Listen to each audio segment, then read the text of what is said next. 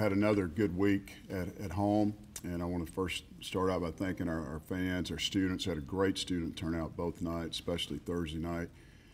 And we need the students. We need the fan base to continue to support this team, as we've talked about in previous pressers. So I want to thank them again for their support and the crowds that we have. We continue to try to build off that. The game against South Alabama was one that we went into without Justin Miller. He had a concussion in practice on Tuesday and has been out. The doctors, he's had good reports, and he was able to come in Saturday morning briefly. We sent him back home, and should be or is progressing nicely and should be cleared hopefully later this week to practice. We'll be off, as Matt said, today. Tomorrow we'll do some individual work. We'll get back into game mode on Wednesday, practice here Wednesday, Thursday, Friday, and then head to Monroe Friday after practice. But the South Alabama game was a game that we could have used Justin Miller. We didn't have him. We shot the ball well.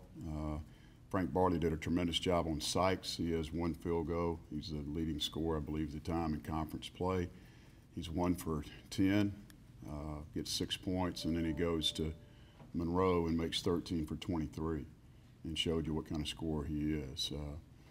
But we were able to beat those guys and turned around and had a great second half rebound in the basketball, which was crucial. And then we turned it around and played Troy, a team that went to the NCAA tournament last year, the last team to beat us at home.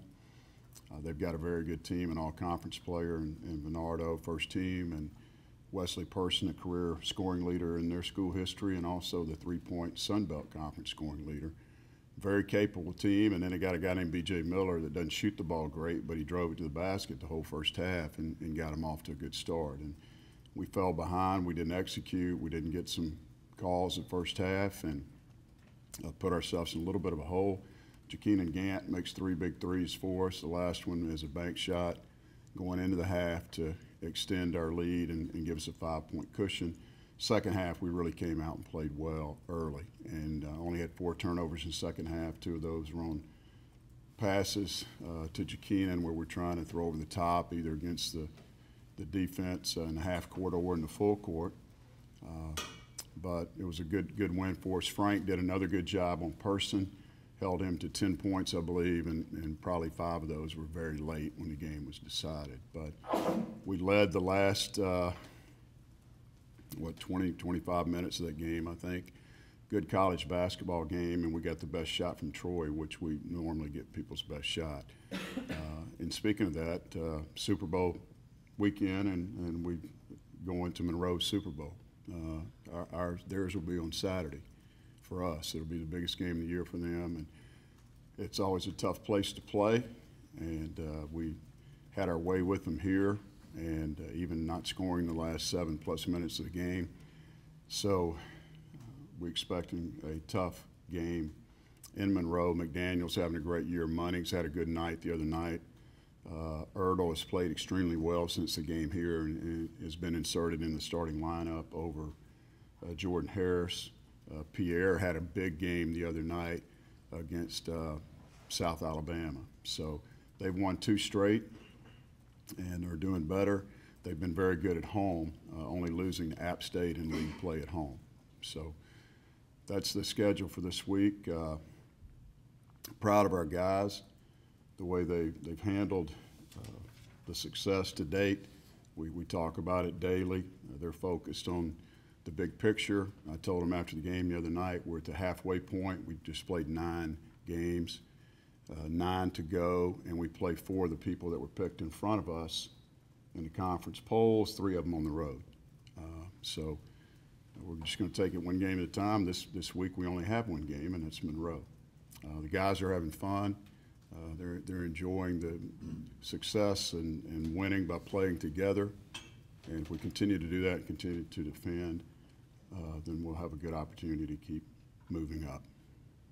At 9-0 in the Sun Belt, as you mentioned, so much success, and with ULM kind of being up and down, what's the message going into this week and going into the second half of the season?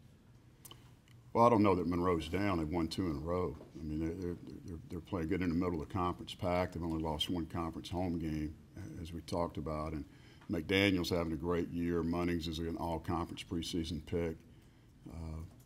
And we know that we have to go play well on the road. It's about our maturity, our playing together, the success we've had. If we can continue to build off that, it'll give us a chance in every game, Seth. How much does the fact that you have particularly mature leadership with Bryce and Jonathan and Stover getting the most minutes, how much did that make it easier to trust that bringing in not just 1 but 3 transfers would work? I mean, those guys play for us now. I mean, I don't worry about the transfer situation, Tim. I think that's old news. I think it helped. We've talked about this before, and I think that's a moot point, but certainly gives you some stability, you know, and it helps these guys learn how to lead so next year they can step into that senior role. But those guys have been with us for a year and a half, played 20 games, so. Did you worry about bringing in 3 originally, or because of the quality that they are, no worries? I have no worry at all. I wouldn't have brought them if I worried about it. I don't worry about anything. You know, I have faith in what we're doing. You know, we've proven ourselves to be successful. And, you know, like the guys that I bring in. If they weren't quality people, they wouldn't be here, as well as quality players. Coach, Jakeem Gann, obviously, when he decided to transfer here, did you think he was going to come in, you know, getting out of here just towards the Sun Belt, or was that kind of up in the air? Well, Jakeem's a 52nd rated player coming out of high school in the country. He's a talented kid. He can do a lot of different things. He brought and brings things to our team that we didn't have last year. And that's athleticism, a guy that can run, block shots, can make the highlight reels on boom sauce occasionally. And it's something that we hoped that he would do well, and he's progressed. He had a little bit of a setback with his hand. That looks good now, and he's continuing to heal. So he's not having to wear the splint when he plays, just during the off time. We need him to rebound a little bit better. I need him to defend better on the perimeter. And I need him to drive the ball better. So we're always trying to get better in certain areas. But I knew that he could come in and be a good player in this league. Did you tell him to chill out on the dunks or no? No, actually, I'd like to see him get one. I think he handled one the other day from Frank, and it was a heck of an athletic play just to catch it and get it in, like caught it off the top of his head almost. But I really like the way he was shooting the ball. He's shooting with a lot of confidence. I think I told you guys a couple of weeks ago, sometimes when you are sick or injured and you really have to focus on fundamentals, and I think he's done that, and he's really shooting the ball at a high rate right now.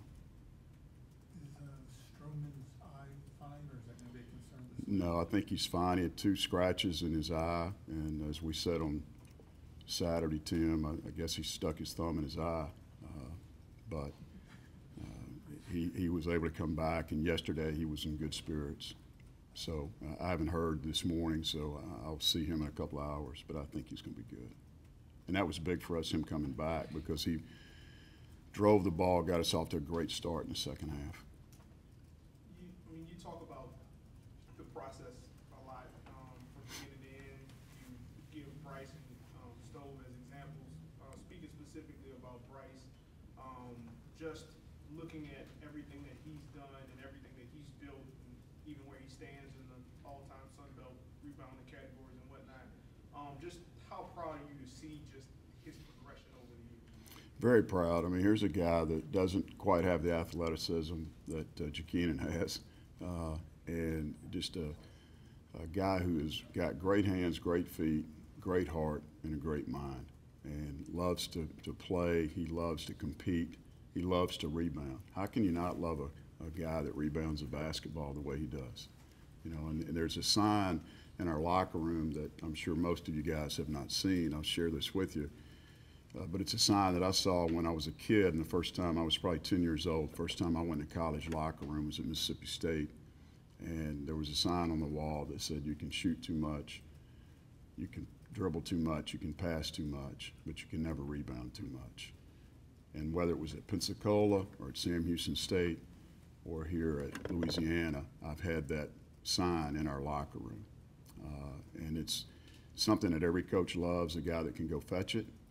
And Bryce has rebounded the ball at a little bit better rate than I thought he could when we first recruited him. But he has done a tremendous job. I'm proud of the way he's improved his overall game. His free throw percentage is outstanding in conference, well up over 75%. And he's always a great passer. And certainly you guys know when we're pressed or in a situation where you have to inbound the ball, he's the guy that I trust in that position.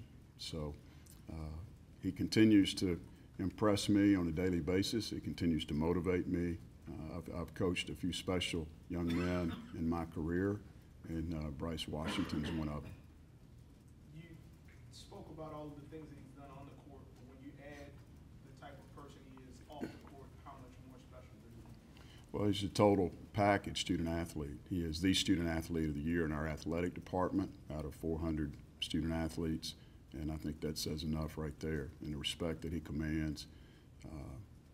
Last week I went on campus at the student union with he and Frank and Cedric and Jonathan, Jarikas, and the students, not just the fraternity members and the teammates, but students were following Bryce around like the Pied Piper over there. So he has a tremendous way to lead. He has something about him.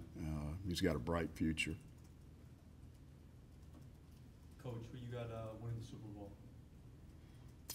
Who's Minnesota and Philly? No. Who's playing? Philly, New England, yeah. Hadn't really thought about it, to be honest. My only goal for Super Bowl Sunday every year is to win the game the day before so I can enjoy it. And then after that, it'll be NBA All-Star, and then it'll be Daytona 500. So I have things that motivate me throughout the spring, especially in the month of February. Do you have a prediction for the Daytona 500? No, I haven't looked that far ahead. Coach, But Bryce said after the win against South Al that the staff has been harder on the team this year than any year in his career.